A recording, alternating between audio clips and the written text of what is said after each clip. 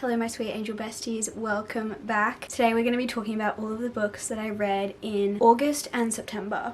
A little double wrap up moment because I didn't do one at the end of August. I have my reading journal here so that I can go in order and make sure I don't forget anything because some of the books I read on my Kindle and I feel like I always forget those ones when they're not like physically sitting in front of me. But we've had some good reading months. I feel like I've read some really good books, so I'm excited to talk about them today. In terms of how I did on my TBRs in the past 2 months, this was my TBR for August and I did pretty well with this. I was pretty happy with this because August was when I was traveling, so I wasn't really sure how well I do on my TBR, but I was decently happy with this. And then in September, this was my TBR and this is how I did. 4 out of 6, not bad. I'll take that as a win. Anything over half is good to me. I think we should just jump straight in because I feel like I'm going to be sitting here talking for quite a while. Unfortunately, we are starting off with the worst book that I read over the past 2 months, unfortunately. And this was like a surprising worst read for me. Like I did not expect this to be not a good read to me, but it is Wandering Wild by Lynette Noni. I am so sad that I didn't enjoy this because I love Lynette Noni. I have read so many of her books. I want to say like maybe close to 10. I really enjoy her books. She's an Australian author, like love her so much. I just didn't love this. This is a YA romance and I think it might be her first YA romance or like her first contemporary romance, but unfortunately it just wasn't it for me. I'm sure there are a lot of people that enjoy this. This is like a wilderness romance. We're following 2 teenagers who end up on this like wilderness expedition along with a guide. Long story short, there was a competition. The girl ends up kind of winning this competition and therefore going on this expedition with this teenage guy who is a famous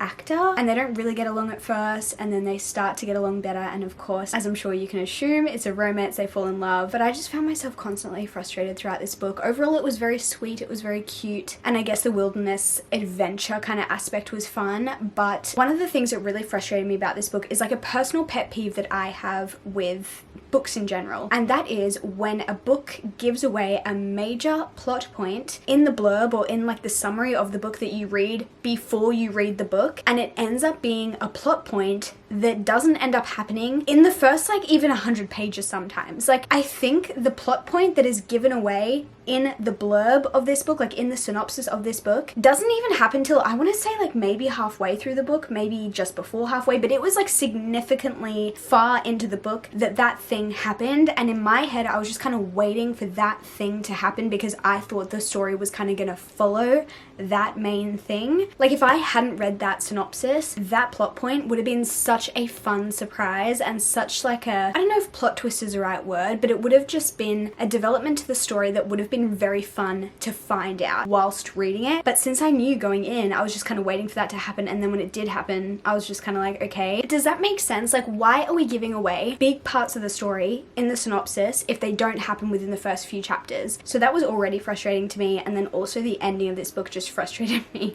Like when you find out why certain things have happened or like how certain things have happened, it just felt like such a, almost like a betrayal, and it just felt pointless to me. Like I would have been so angry if I was these characters. So unfortunately overall there was just not much I enjoyed about this book. I just was frustrated pretty much the whole way through, and it just ruined my enjoyment of this book. But in saying that, I still love Lynette Noni. I'm still planning on reading everything else she publishes in the future because so many of her books are favorites of mine, but this one just wasn't it for me, so I ended up giving this 2 stars. The next book that I picked up was Ghosted. This is a Kindle Unlimited romance, and I have been meaning to pick up this book for so long. I feel like it was popular many years ago, but I finally got around to reading it in August, and I'm so glad that I did because I had a lot of fun with it. This is a second chance single parent romance, and it just felt like a book that I probably would have read in like maybe 2020 or 2021 when I kind of first started getting into reading and I first started reading like Kindle Unlimited romances or indie published romances. Felt like a very nostalgic kind of read to me, even though I hadn't read it before, but just like the style in which it was written, it just felt quite nostalgic. So if you like that kind of book, or if you kind of want to feel that way about a book again, like maybe if you used to read a lot of books like that and you kind of want to feel those feelings again, I feel like it was perfect for that. In saying that, I don't think the writing was anything spectacular or the story itself was anything amazing, but it was one of those books that was so easy to read. You kind of just fly through it. It was still like so fun to see what happened in the story because obviously it's a second chance romance, so you're following characters that have some history romantically together when they were younger, and now they're a bit older and they're kind of more established and they're just adults and they have responsibilities, and it's like, can we we make this work? Like, we want this to work in our heads, but realistically, would this relationship work in this current situation and like with our lives where they are, because so much has changed for both of the characters. So I just really liked it. It wasn't like a favorite of mine, but I'm really glad that I read it. And I also read this while I was traveling, along with the next like few books that I'm going to talk about. And I think this one was a great one to read while traveling because it was just very easy to pick up and put down. It didn't feel like I was going to like lose my place or get confused at anything, because it was just like a simple, good romance, you know? The next book that I picked up was Sounds Like Love by Ashley Poston. Ashley Poston is one of my favorite authors. I have loved everything that I have read by her, and this is her newest release, so of course I wanted to pick it up. And this was good and this was fun, but I wouldn't say it's as good as her other releases in my opinion. It wasn't a favorite for me, but it wasn't bad. I still had a good time with it. This one follows a songwriter and a singer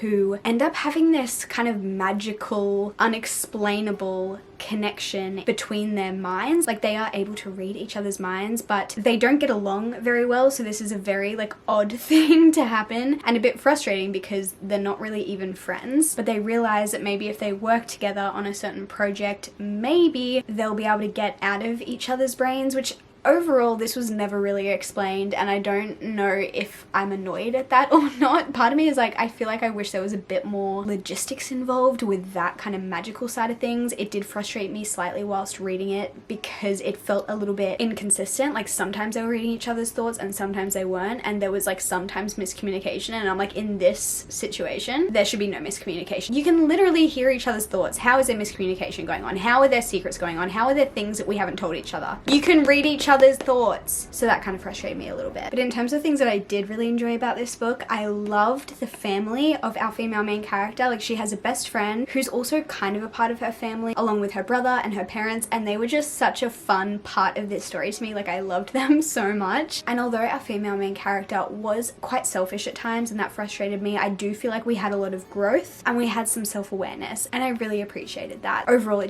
just wasn't a favorite of mine. I think in my reading blog where I read this, I said I was going to give it 4 stars. I think now, after sitting on it for a bit longer, I think it's more of a 3.5. Next, I picked up Eat Your Heart Out. This is quite a genre bending story. It's kind of a romance, it's kind of a mystery, it's kind of a general fiction, women's fiction kind of story. It kind of has a bit of everything in it. We're following our main character Chloe, who grew up in Australia, but she's now living in Paris, and she is a food blogger. And she, alongside a bunch of other people who work in like the food blogger kind of industry, have been offered a position to write the memoir of a really famous chef. So her and a small group have been taken out to the south of France for a weekend, and during this weekend they are going through this interview process where they have to do almost like these little mini tests and little mini challenges that are apparently part of this interview process. But there is also a guy within this group of food blogger kind of people, and Chloe and him don't really get off on the right foot. However, the book is dual POV, and when you're reading from his chapters, you quickly realize that he is like obsessed with her, even though he's not very good at showing it. So she thinks that he hates her, but he's actually obsessed with her. And it was just such a fun book. Like, I really enjoyed this book because there was just so much going on. Like, every scene there was something new happening, so I feel like I was entertained the whole time. It was very fast paced. I loved the setting being in the south of France, and I read this when I was in the south of France, so that was really fun. It's also pretty short, so it was just like the perfect vacation read. I'm gonna say that about a few of the books that I read whilst I was traveling, but a lot of them were just like great beach reads, and this is one of them. I think my only qualm with this is that it is marketed as a romance, and I just think the romance is almost the least interesting part about it. I feel like the mystery was more interesting. I feel like the character development was more interesting, and I feel like the romance, I was almost like, I don't even care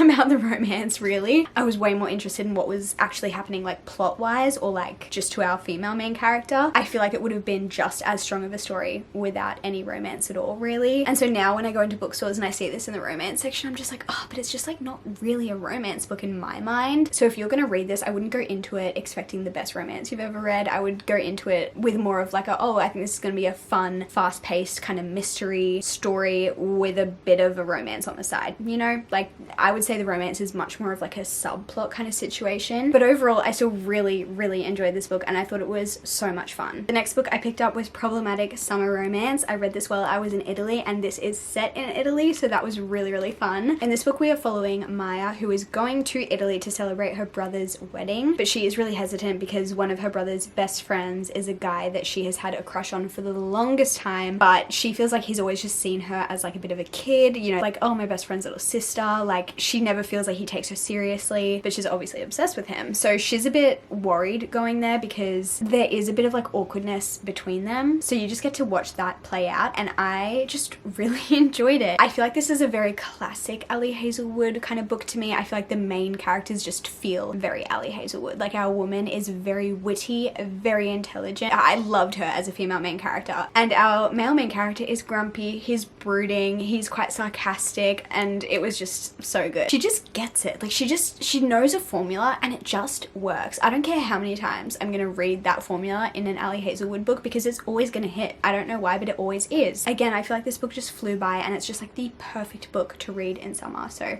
definitely recommend this one. Then a book that's actually kind of similar to that one is The Paradise Problem by Christina Lauren, another one that I read whilst traveling, another fantastic vacation kind of summery romance, and another one that is a very good balance between really fun and lighthearted but also had depth. A very short version of the synopsis of this one is that we have our two main characters, I think Anna and Liam, and they had a marriage of convenience when they were in college, basically just to get cheap college housing, but it turns out they never got divorced, and now Liam's sister is getting married, and Liam's parents have said, you need to bring your wife, because they know about his wife, and even though she's kind of like a fake wife, he has kind of pretended that he's been settled down and married for a while to kind of like get them off his back with like getting a wife and starting a family. So he's pretended to have this wife for almost 5 years now, but the family has never met her. So now he has shown up on her doorstep and begged her to come along with him to this private island where the wedding is taking place, and he's like, I'm gonna cover all the expenses, I just really need you to come with me. And she's kind of like, hey, free holiday, all expenses paid, I'll come. And I think it's like a 10-day long vacation with his family in the lead up to the wedding. So again, it's like an overseas destination wedding setting similar to Problematic Summer Romance by Ali Hazelwood, but there's a lot of family dynamics involved. His family is just kind of awful, and I think if you liked Problematic Summer Romance, you'd probably like The Paradise Problem, and vice versa, because they have some similar aspects, but they're still like very much their own stories. And the last book that I read whilst traveling was A Greek Island Escape by Kate Frost. This was like a Kindle Unlimited book that I downloaded just before going away because I was like, I want to read a book set in Greece while I'm in Greece, and that is exactly what I did. And this is a book about a woman who lives in London. She works in like musical theatre, and she has inherited a house in Greece where she spent a bit of time as a child. And so she's decided, I'm going to take some time off work, I'm going to head over to this little house in Greece that I now own, I'm going to renovate it, going to fix it all up, and then I'm going to sell it and move back and get on with the rest of my life. But this money will really help me just like set up my life and really help me with all the things that I want to do. So that is her plan. But then when she actually turns up to this cute little house that's in this small town on this island in Greece, she realizes she has a grumpy neighbor, and there's also a bit of like unfinished business between like her family and some of the people in this small town as well. So there's a lot of parts to the story. There is a lot of character development. There is a bit of romance going on, almost a bit of mystery as well, because you're trying to like figure out what is this like unfinished business with her family. And she's also making new friends in this small town, and also just like figuring out what she wants to do with her life, because she's like, do I actually want to sell this place, or do I maybe want to stay? I gave it 3 stars because I feel like it was just like a good solid story, but it's just not one that I think is going to stick with me, or it wasn't really one that I was like, oh my gosh, I need to keep reading. Like, I wasn't obsessed or like super enthralled, but I just had a good time. And the last book that I read in August was Beartown by Frederick Bachman, and this is my favorite book that I read in August. This was a 5-star read for me. This was so freaking good. This was our book club pick, like with my book club with my 3 best friends. And even when we were discussing our thoughts on this, I had such a hard time trying to share my experience with this, because whilst I'm like, oh my gosh, this was such a good book, like it was 5 stars, it was amazing, it's a really difficult read. It's really hard to get through because there's so much sadness in this book and so much heartbreak, and it made me feel physically sick at some points in this story because I was so angry. I was just so frustrated at some of the characters and at some of the systems in place, and just how unfair certain things are. But I think that's one of the things that I loved about it so much, was just that it made me feel things so deeply, and I feel like I felt all the feelings that the author wanted me to feel. Like, I was angry whilst reading this, but because the author was trying to make me angry, and I felt sick while reading it because the situations that I was reading about were sickening. Like, that's what you're supposed to feel when you read about things like this, because it's just not how life should be, you know? So in terms of recommending this, I absolutely recommend this, but it's not like a happy story. It is not. There are parts of it that are happy, but there are a lot of parts of it that are really, really sad and really, really hard to read about. Like, if you are already kind of struggling mentally, or if you are just in a rut or something like that, please do not pick up this book, because it is just not the book for that kind of stage of life. However, if you want something that's going to challenge you, and something that's going to make you think, and something that is going to force you to be uncomfortable, but for good reason, I think it's worth the read. But I would recommend checking trigger warnings, because there are a lot of triggering topics in this book. I don't even know if I can like say them on the internet without being flagged for them, so please like do your own research on that. But I know that there are topics in this book that some people would not want to read about, so please be careful with it. But I am definitely going to continue the series because I need to know more about these characters and more about this town. I didn't even say what it was about. It's one of those books where I feel like what is this book even about? It is about a small town called Beartown, and they love hockey. And hockey is kind of what their town is built around, for better and for worse. And hockey brings them together in a lot of fantastic ways and creates community in a lot of great ways, but it also is a bit of an idol and ends up really tearing apart some relationships and some families and some individuals, because maybe sometimes hockey itself is placed higher in priority than people themselves. So you're kind of watching the effects of that. That does not sound very interesting, and trust me, I get it, but it's one of those books that you just have to read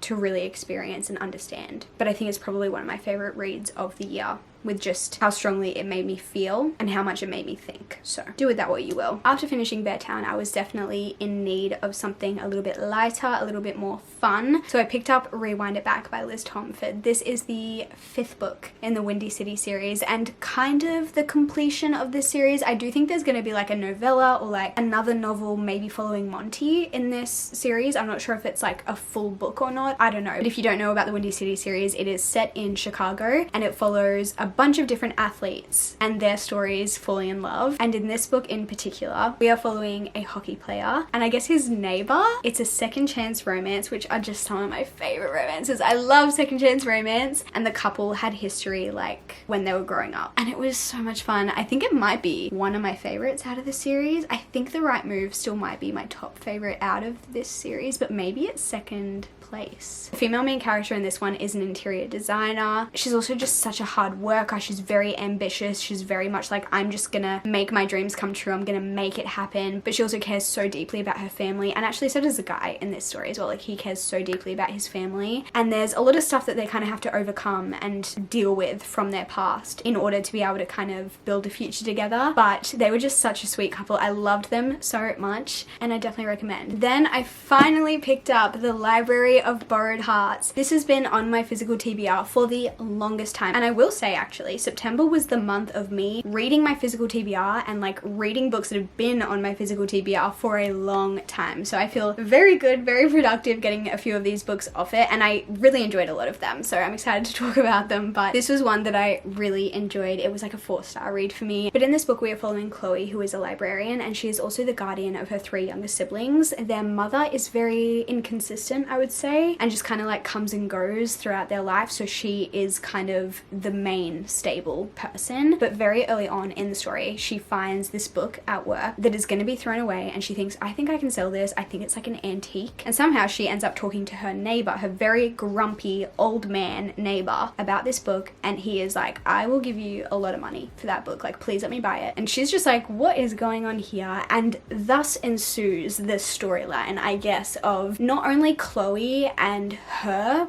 life and her story, but also the neighbor's storyline. So we get flashbacks to him being young and falling in love with this woman who moves to his like small town, and they can't really be together. So the way that they interact, like this, well, he's now an old man, but before he was an old man, when he was like a teenage guy, they write notes to each other in the margins of library books.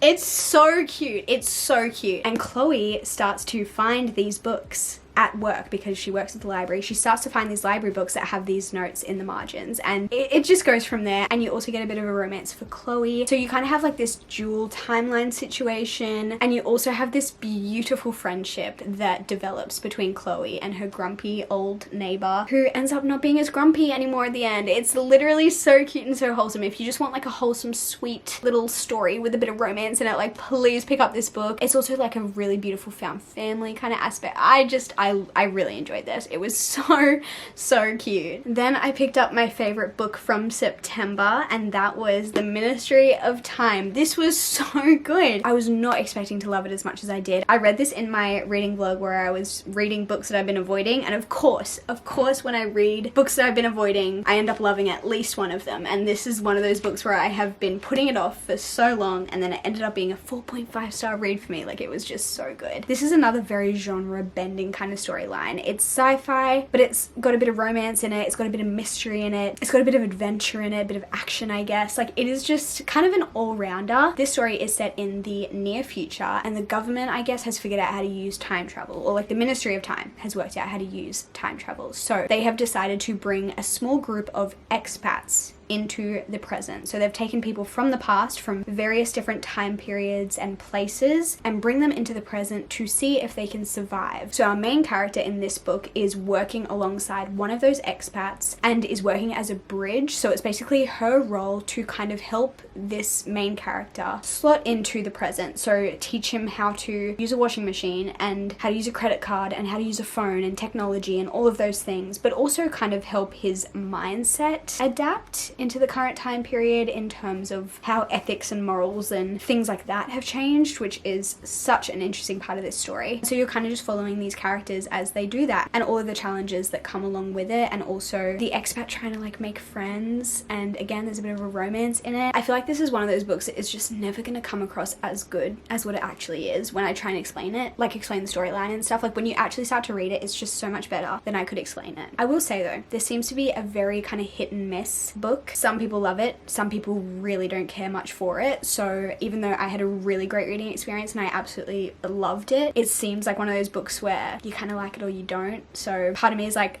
do I recommend it? But then I'm like, but I do. You know what I mean? So take my recommendation with a grain of salt, but I really loved this book. The next book that I read was Such Charming Lies by Karen M. McManus, another one that's been on my TBR for so long. This is a YA thriller slash mystery. I feel like it's more mystery than it is thriller, but it definitely has some more like high stakes moments. In this book, we're following two main characters. It's dual POV, and many years ago when they were really young, like 4 and 5 years old, one of their mum married the other one's dad for 48 hours in Vegas. So they were step siblings for like 48 hours, but then their parents separated and they haven't seen each other since. And now they've run back into each other at this event where one of them is attending at a guest. It's a very like prestigious, high class kind of event, and the other one is working kind of like as a waitress or a server. However, one of our main characters is also kind of undercover as a jewelry thief, and she is working on trying to steal some very expensive jewelry. But then during this event, someone gets shot. So now there's a mystery of like, why did this person get shot? What was the motive behind it? But also there's stuff going on with the jewelry, thievery. There's actually a lot of layers. Like at the end, once you're finding everything out, there are just, yeah, there's so much going on, so many layers to the story. But it was just like a fast-paced, fun time. Like, I really enjoyed it. I gave it 3.5 stars. I would recommend it. It's just like a standalone, which is nice. The chapter's really short. It was just a solid YA thriller. Then I picked up Remarkably Bright Creatures. This was so wholesome and so sweet. This is a story about a woman called Tova. She works as a night cleaner at the aquarium. So she comes in after they've closed and cleans everything, but she ends up kind of building a bit of a friendship with the octopus that is in this aquarium, which sounds really random, and once you read it, it's not as weird as it sounds. And Tova is just quite lonely. Her son went missing when he was like 18, I want to say, and her husband has also passed away, so it's just her. She's getting older. A lot of her friends think she shouldn't be working anymore, but she like loves her job at the aquarium, and she's just feeling a little bit lost, I think. And over the course of the book, you see kind of like a bit of a mystery unfold and like get solved, even though Tova wasn't really expecting for this mystery to be solved after such a long time. And it just ends up being a really sweet story about like found family and friendship and life not ending at a certain age as well. Like, it was just a really beautiful story. I think it was a little bit too slow for me, or maybe I just wasn't quite in the mood for this type of book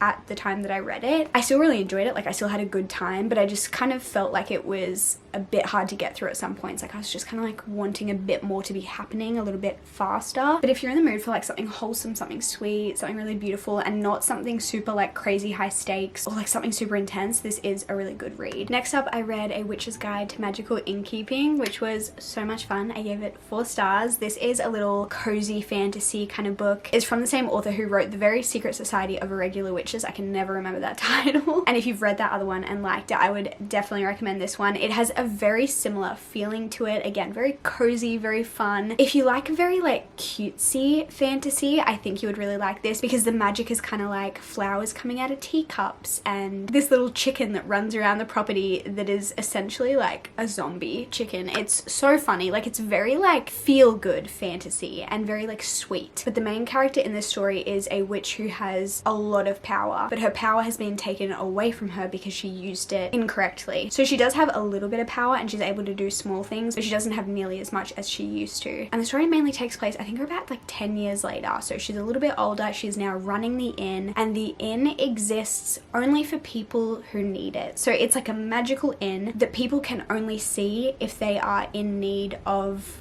I guess, just like a comforting home. And living in the inn is just a lot of people who have created such a beautiful found family. And then this guy shows up with his younger sister, and they are both magical and they need somewhere to stay. And so they start staying at the inn, and he starts off quite grumpy, but over the course of the story he becomes a bit softer, or maybe just shows his softer side, I guess. And there is a bit of a romance in it as well. But if you just love cozy fantasy, you absolutely have to read it. It is just such a sweet story. And they're also trying to make this spell as well, and kind of collecting things for this spell, and kind of like the collecting aspect of it is quite fun as well. But it's just one of those types of stories that I really love, like great found family, a little bit of romance, an actual plot still going on, like they're still trying to like make something happen or like do something, achieve something, and every character kind of has their own story and their own reasons for certain things. So it's just a really beautiful story. Then I picked up The Order of Masks. This is a fantasy story, and this one is quite interesting because we're following 2 female protagonists, and they both kind of come from very different situations. Like one of the main characters is kind of like a princess, she lives in the castle, and the other one is from basically the opposite end of the spectrum, but due to certain reasons has kind of ended up in the castle. So I really liked that aspect of the story. I feel like a lot of the times when you're reading a dual POV story, it's usually like a guy and a girl and they're falling in love, and the stories are very much like interwoven. Whereas this one was fun because we're following 2 female main characters and they are not in love, and they kind of both have different motivations, doing different things. It almost kind of feels like they have their own separate plot lines, even though they still do overlap and interweave. But it just kind of feels like you have 2 kind of storylines going on at the same time, which I just really liked. It wasn't like my favorite fantasy book I've ever read. I was definitely interested, but even now I've already forgotten bits and pieces of it, so it definitely hasn't stayed with me. I don't know if I'm going to continue the series. I'm not against continuing it, but I'm not like desperate to. So I think I'm just going to kind of wait and see. But I definitely recommend it if you like fantasy and you're looking for something that's, I don't know, a little bit different than like a classic romantasy formula, because it did feel a little bit different, and it has like trials and things as well, which was really fun. Next I read Don't Let Him In by Lisa Jewell. This is just a classic adult thriller without being too creepy or like too unsettling. It's just a very classic page turner. Like I just wanted to know what was going to happen next. Very short chapters. It isn't super fast paced. Like I wouldn't say it's like action, action, action, but it does feel like you're constantly getting new information and getting pieces of the puzzle, which I really, really liked. It's kind of hard to explain, but you're kind of following this story of a girl whose mum has just started dating this new guy, and the daughter, who is in her 20s, she's like 25, 26, she is really suspicious of this guy. Something just is not sitting right with her about this new boyfriend, and she really thinks that he's got like the wrong intentions. She thinks that he's just after her mum for her money and like her assets and things like that. So she starts to look into him, and she finds out that maybe he isn't who he says he is. And you're also getting chapters from his perspective, and you are finding out that he's definitely not who he says he is. So it's a really interesting story. It is a little bit long. I wish it was a little bit shorter, but like I said, short chapters. Even though this book looks very chunky, the text is very large. Like it goes by so quick, and I just feel like I haven't read a thriller like this in a long time. So it really like satisfied that kind of craving that I had for that kind of thriller. I think if you liked None of This Is True by Lisa Jewell, I would recommend this. I wouldn't say it's super similar, but it definitely feels like a Lisa Jewell book. Then I picked up If We Were Villains. This is a dark dark academia, I guess mystery. This book is set at a liberal arts school, I believe, and we are following a cohort of fourth year students. There are 7 of them in the cohort that study Shakespeare. Like their whole curriculum, I guess, is about Shakespeare and specifically performing Shakespearean plays. I honestly have no knowledge about Shakespeare apart from what I learnt in high school, if you couldn't already tell. So like that kind of part of things may have gone over my head a little bit, but the vibes of being set at this kind of, what is the word I'm looking for? Not prestigious, but kind of similar to that. I'm annoyed that I can't think of the word. If editing Rachel has figured it out, I'll put it on the screen. But the vibes of this book are immaculate. In terms of the storyline, like I said, you're following these 7 students. However, something bad happens to one of those students and you're kind of following the lead up to that event and then also the aftermath of that event and how it affects all of the different students in different ways in terms of their grief and their guilt, and just kind of how this event completely unravels them all in different ways. And in particular, we are reading from the point of view of one of those students, Oliver, and at the start of the book you find out that Oliver has just finished 10 years in prison, and you are kind of trying to figure out why he was in prison and how he ended up there, and obviously the rest of the book kind of leads you to that conclusion. I feel like this is one of those books that a lot of people have read, most people have probably heard of by now, so it feels kind of silly to be explaining it, but I have been meaning to read this book for so long and I finally did, and I'm glad that I did. This is on my 25 books to read in 2025, so I'm glad that I ticked that off. I, however, just didn't love it, and I wish I did. I wish I loved it, but I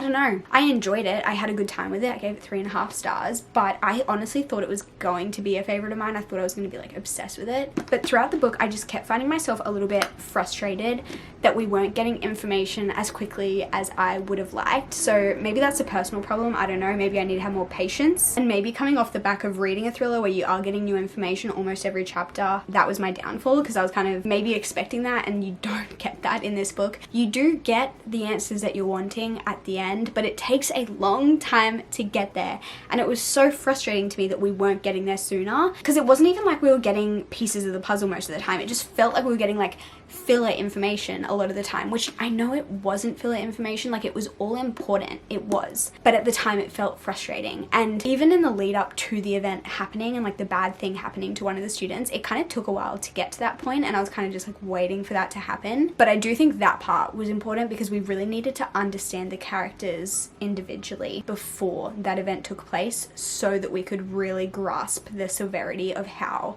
each character was unraveled afterward. I think I'm just really sad that I didn't love this more than I did, because I really wanted to, but it just wasn't a favorite of mine. It was still, like I said, it was still good, still recommend it. I did love the scenes when they were actually performing some of the plays, especially the ones where they didn't practice beforehand, because there are some like events that take place in the school where each person is assigned a part of the play, like a character that they are to play, and they have to learn all of the lines in certain scenes, and then they just show up and they have to perform it without practicing it beforehand, like with everyone else. And those scenes were so good, like I loved those bits. But overall it was just like a good book to me, which is not a bad thing. It's not a bad thing, and I'm still very glad that I read it, and it was very atmospheric. The vibes were truly immaculate, like I said earlier. I feel like dark academia to me is very hit and miss. Sometimes I really enjoy it and sometimes it's just okay to me. I wouldn't say it's like my favorite genre, but if it is one of your favorite genres and you haven't already read this, I feel like this is a dark academia like classic.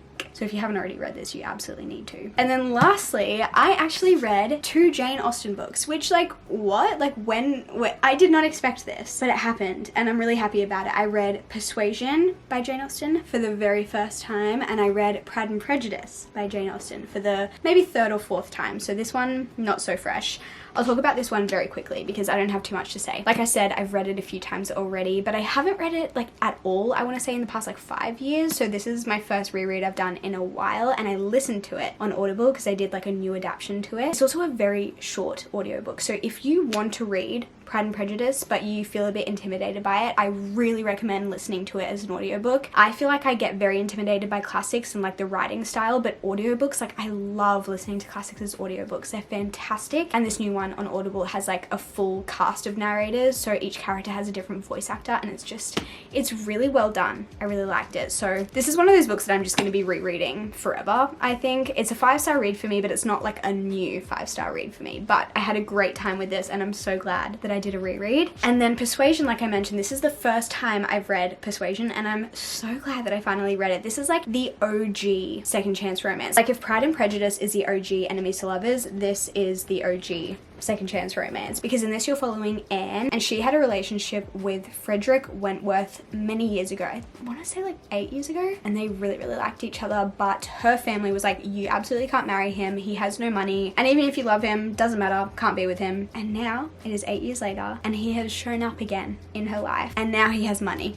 Now he has money, which is not the main point, but it is just one of those situations where it's like you couldn't marry him because he had no money and he wasn't like good enough. And now it's quite ironic because Anne's family is in a lot of financial strife, I guess, and now he's the one who does have money. And so it's like, oh, how the tables have turned, you know? But there's also like other love interests involved now, and I think it's very much like a, no, you like broke my heart so long ago, like I don't want to, you know, give you a second chance, but then also I'm still obsessed with you. Like it's really fun. I really liked it. I feel dumb giving ratings to classics because it's like, it's a classic, like it's a Jane Austen book, but just in like my opinion and like my enjoyment, I think I'm gonna give it 4 stars. I just don't think it's like quite as good as Pride and Prejudice in my opinion, but I really did love Anne. Anne is so lovely and such like a great character morally. Like she speaks really highly of everyone, and she really like wants the best for everyone. She's very caring, puts other people in front of herself. And I still have other Jane Austen books that I have not read and would love to. Let me know which one I should read next, because I have no idea. But those are all of the books that I've read in the past 2 months. I feel like I have yapped for a very long time. So thank you for sticking around to the end if you did. I would also love to know what your favorite book that you've read in the past couple of months is, because I'm always on the lookout for more recommendations. But other than that, I guess I'll see you guys in my next video very soon. Goodbye.